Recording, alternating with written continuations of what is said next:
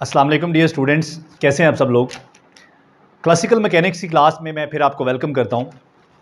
बच्चों, इससे पीछे हमने जो लेक्चर्स पढ़े हैं, लैग्रांजियन इक्वेशन की हमने डेवलपमेंट की है, वो सारे लेक्चर्स डिस्क्रिप्शन में उनकी प्लेलिस्ट मौजूद है, तो वहाँ से वो लेक्चर्स आप देख सकते हैं।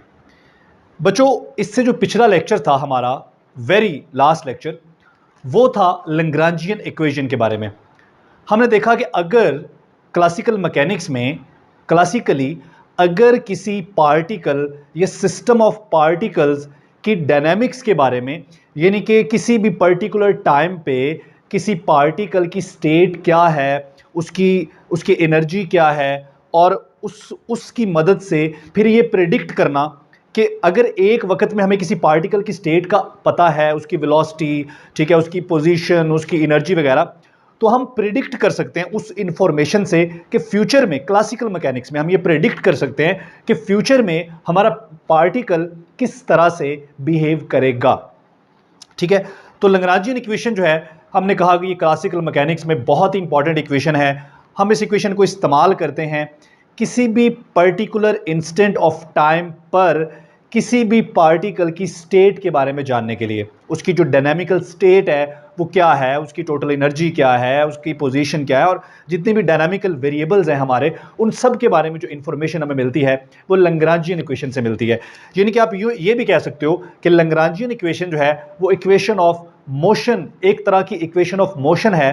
ठीक है, क्लासिकल मैकेनिक्स में पार्टिकल्स की मोशन को डिस्क्राइब कर सकती है। ठीक है, तो इस लेक्चर में हम लैग्रांजियन इक्वेशन को बाकायदा अप्लाई करेंगे। हम रियल वर्ड से एक एग्जांपल लेंगे और उस एग्जांपल पर हम अप्लाई करेंगे लैग्रांजियन इक्वेशन को, और लैग्रांजियन इक्वेशन की मदद से हम उस सिस्टम की इंफॉर्मेशन जो है उसके बारे में, उस सिस्टम की कुछ इंफॉर्मेशन जो है वो हम हासिल कर सकेंगे लैग्रांजियन इक्वेशन से। तो लैग्रांजियन इक्वेशन जो वो हर तरह की इंफॉर्मेशन हमें देती है, acceleration, velocity, energy and this and that, सब कुछ, जितनी भी डायनामिकल वेरिएबल्स होते हैं system of state of the system के अंदर। तो बच्चों, अभी जो हमने यहाँ पर एग्जांपल ली है वो हमारे पास है एटवुड मशीन। ठीक है, आपने एटवुड मशीन देखी होगी। एटवुड मशीन एक्चुअली क्या होती है, एक पुली होती है और उस पुली के साथ दो मैस वर्टिकली हंग होते हैं। ठीक है जी, जब ये मैस मूव करते हैं तो इनमें जिसका मैस ज़्यादा होता है वो वर्टिकली डाउनवर्ड मूव करता है, और जिसका मैस कम होता है वो वर्टिकली अपवर्ड मूव करता है। तो बच्चों, इस सिस्टम का जो एक्सेलरेशन है, ठीक है, ऑब्वियसली इस सिस्टम पर फोर्सेस लग रही हैं। एक तो वेट है या ज़मीन की ग्रेविटेशनल फोर्स है जो वर्टिकली डाउनवर्ड लग रही है, और उसके रिएक्शन में एक कॉन्स्ट्रेंट है जिसे हम बोलते हैं टेंशन इन स्ट्रिंग। तो वेट के रिएक्शन में स्ट्रिंग के अंदर टेंशन होती है। टेंशन एक कॉन्स्ट्रेंट फोर्स है, और चूंकि हम लैग्रांजियन इक्वेशन हमें ये लिबर्टी देता है, लैग्रांजियन इक्वेशन हमें ये सहूलत देता है कि हम जब कॉन्स्ट्रेन की बात करें तो उन कॉन्स्ट्रेन को हम अलग कर सकते हैं, उन कॉन्स्ट्रेन को हम नज़रअंदाज कर सकते हैं। तो लैग्रांजियन इक्वेशन में हमें ये एक फैसिलिटी, एक आसानी आप इसे कह सकते हैं, हमारे पास मौजूद है। तो यहाँ पर भी ये जो कॉन्स्ट्रेंट फोर्स है, ये जो टेंशन इन स्ट्रिंग है, इसको हम कर देंगे निगलेक्ट।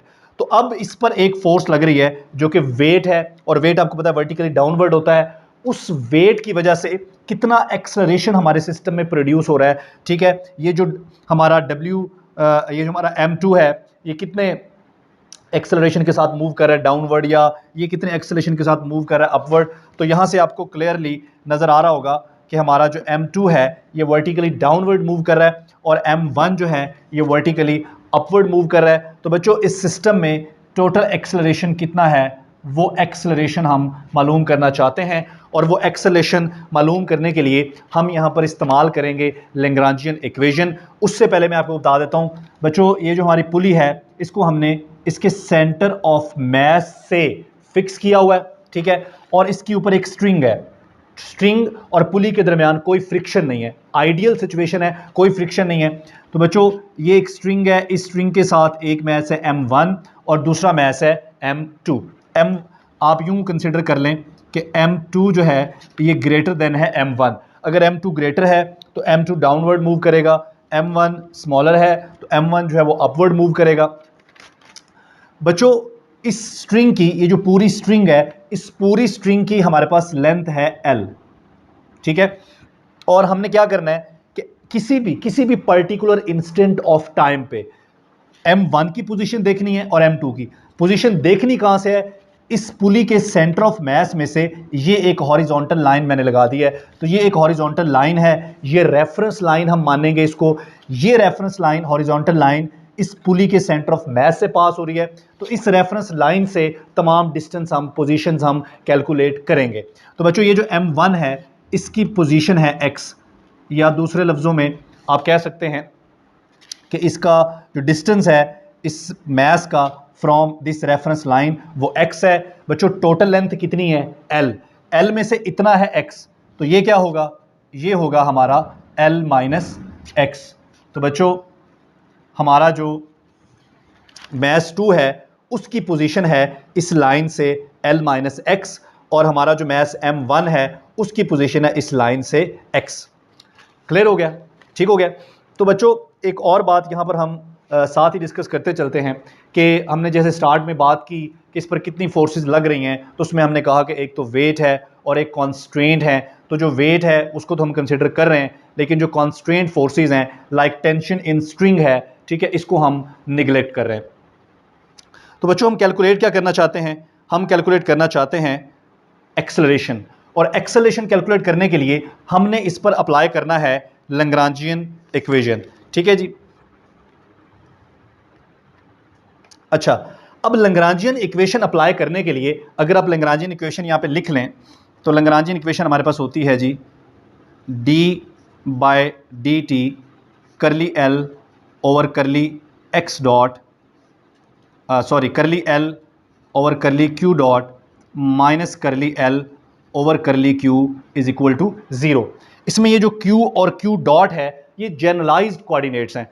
बच्चों जनरलाइज्ड कोऑर्डिनेट्स जो होते हैं, ये जितने हमारे पास जनरलाइज कोऑर्डिनेट्स होते हैं, हमने कहा हमारे पास उतने डिग्रीज ऑफ फ्रीडम होते हैं। इसका मतलब है कि अगर हमें डिग्रीज ऑफ फ्रीडम का पता हो तो डिग्री ऑफ फ्रीडम से हम कोऑर्डिनेट भी निकाल सकते हैं, जनरलाइज कोऑर्डिनेट भी निकाल सकते हैं।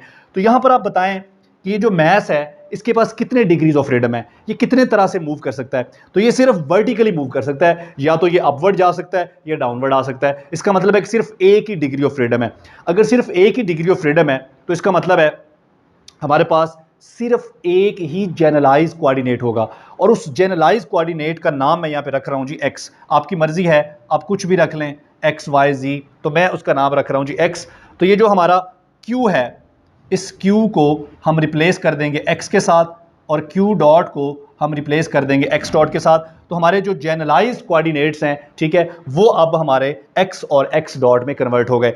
तो ये जो हमारी इक्वेशन है लैग्रांजियन इक्वेशन, इसकी नई फॉर्म क्या बन जाएगी, ये कुछ यूँ हो जाएगी d/dt into curly L over curly x dot minus curly L over curly x is equal to 0। बच्चों इसको मैं नाम दे देता हूँ इक्वेशन 1, और ये जो मेरी लैग्रांजियन इक्वेशन है, अब इस इक्वेशन को मैंने अप्लाई करना है इस सिस्टम का एक्सेलरेशन कैलकुलेट करने के लिए, लेकिन पहले मुझे लैग्रांजियन बनाना होगा। तो बच्चों लैग्रांजियन किसके बराबर है, लैग्रांजियन बराबर होता है T minus V, kinetic energy minus potential energy. बच्चों काइनेटिक एनर्जी इसकी गिवन है इस सिस्टम की, आपको पता है काइनेटिक एनर्जी होती है 1/2 mv²। तो ये m, बल्कि हमारा अब टोटल जो मास है सिस्टम का वो m1 प्लस m2 होगा, और v² हमें पता है कि हम v को क्या लिख सकते हैं, x डॉट।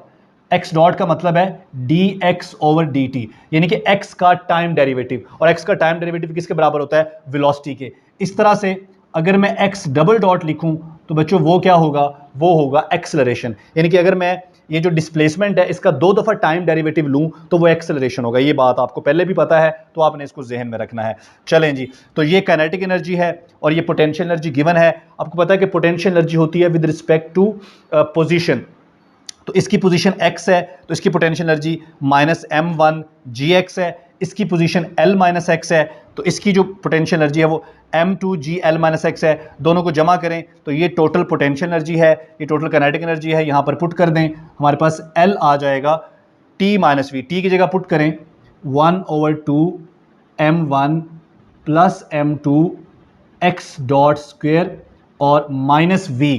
तो v की जगह ये सारा पुट कर दें।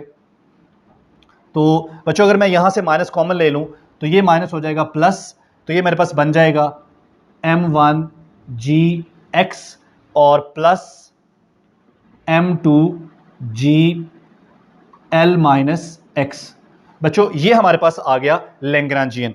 अब इस लैग्रांजियन को हमने यूज करना है लैग्रांजियन इक्वेशन में और हमारे पास आ जाएगा एक्सेलरेशन। तो लैग्रांजियन इक्वेशन हमारे पास जो है ये होती है D by D T into curly L over curly x dot minus curly L over curly X is equal to 0। तो पहले हम मालूम कर लेते हैं curly L over curly x dot, यानी कि लैग्रांजियन जो है आपका ये वाला लैग्रांजियन, इसका डेरिवेटिव ले लें with respect to x dot.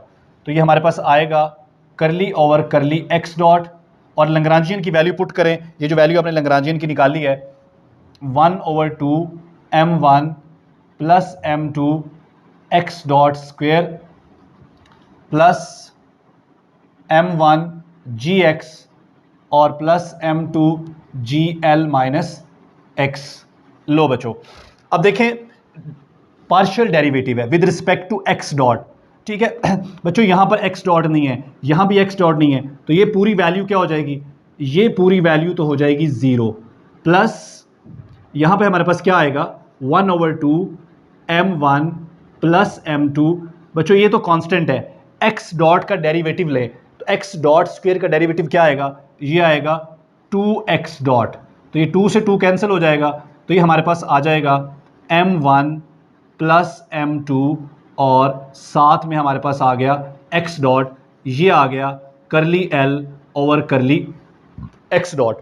अब करली l ओवर करली x निकाल लें तो curly l over curly x is equal to, उसी तरह से इसका डेरिवेटिव ले लें, लेकिन अब किस हिसाब से लेना है, अब लेना है विद रिस्पेक्ट टू x। तो बच्चों यहाँ पर तो x नहीं है, इसकी जगह क्या आ जाएगा 0 प्लस यहाँ पर x है, ये आ जाएगा m1g प्लस यहाँ पर भी x है, तो ये आ जाएगा m2g, l का डेरिवेटिव 0, 0 माइनस x का 1, तो ये हमारे पास आ गया m1g माइनस m2g, ये आ गया हमारे पास करली l ओवर करली x। तो बच्चों ये दोनों वैल्यूज़ हम वापस लैग्रांजियन इक्वेशन में पुट कर देते हैं, ठीक है जी। यहाँ पर मैं इनको नंबरिंग दे लेता हूँ इन इक्वेशंस को, ठीक है जी। तो बच्चों इसको आप कह लें इक्वेशन 2, ठीक है, इसे आप कह लें इक्वेशन 1 और इसे आप कह लें इक्वेशन A। अब इक्वेशन A में यहाँ पर आप इक्वेशन 1 पुट करेंगे और यहाँ पर आप इक्वेशन 2 पुट करेंगे, तो हमारे पास क्या बन जाएगा जी, हमारे पास बन जाएगा d बाय डी टी करली l over curly x dot, इसकी जगह क्या आएगा m1 plus m2 x dot minus curly l over curly x, इसकी जगह क्या आएगा m1g माइनस m2g और बराबर किसके है जी, बराबर है हमारे पास 0 के। बच्चों अब इसका डेरिवेटिव हो रहा है m1 प्लस m2 तो कांस्टेंट है और x डॉट का डेरिवेटिव लेंगे टाइम के हिसाब से, तो ये क्या हो जाएगा x डबल डॉट हो जाएगा माइनस और साथ में m1 प्लस m2 माइनस, ये तो एज इट इज़ रहेगा। अगर मैं इस फैक्टर को उधर ले जाऊं तो उधर जाके ये हो जाएगा m1g माइनस m2g। बच्चों हमें चाहिए एक्सेलरेशन, ये देखें x डबल डॉट क्या है एक्सेलरेशन, तो एक्सेलरेशन हमारे पास बराबर आ गया जी, ये फैक्टर मल्टीप्लाई हो रहा है, उधर जाके डिवाइड हो जाएगा m1 प्लस m2 और इन दोनों में से g कॉमन ले लें, ये आ गया m1 माइनस m2। तो बच्चों ये है हमारे पास एक्सेलरेशन ऑफ द सिस्टम। लें जनाब, तो हमने क्या किया, हमने लैग्रांजियन इक्वेशन को इस्तेमाल करके सिस्टम का एक्सेलरेशन निकाल लिया। तो बच्चों इस तरह की there are so many applications of Lagrangian equation. हमने जस्ट एक एप्लीकेशन एटवुड मशीन पर लैग्रांजियन को अप्लाई किया और किसी भी पर्टिकुलर टाइम पे हमने सिस्टम का एक्सेलरेशन मालूम कर लिया। तो बच्चों नेक्स्ट लेक्चर जो है हमारा वो है हैमिल्टन्स प्रिंसिपल, बहुत ही इंपॉर्टेंट है। लैग्रांजियन से आगे हमने बढ़ना है हैमिल्टन प्रिंसिपल की तरफ। तो अगर कोई बात आपको समझ नहीं आई आप कमेंट करके ज़रूर पूछिए। थैंक यू, अल्लाह हाफ़िज़।